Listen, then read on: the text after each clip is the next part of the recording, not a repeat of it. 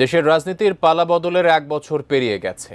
ঘনিয়ে আসছে ত্রয়োদশ জাতীয় সংসদ নির্বাচন, কিন্তু এখনো দেশে ফেরেননি বিএনপির ভারপ্রাপ্ত চেয়ারম্যান তারেক রহমান। তার দেশে ফেরা নিয়ে জল্পনা কল্পনার মধ্যেই বুলেট প্রুফ গাড়ি কেনার সিদ্ধান্ত নিয়েছে দলটি। প্রশ্ন উঠছে, কেন এমন নিরাপত্তার শঙ্কায় বিএনপি? আসলে কিসের ভয় পাচ্ছে দলটি?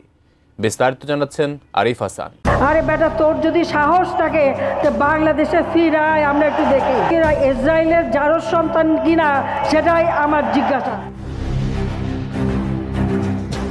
2008 সালে তৎকালীন তত্ত্বাবধায়ক সরকারের রোষানলে পড়ে জেল, রিমান্ড ও অসহ্য নির্যাতনের শিকার হন বিএনপির বর্তমান ভারপ্রাপ্ত চেয়ারম্যান তারেক রহমান।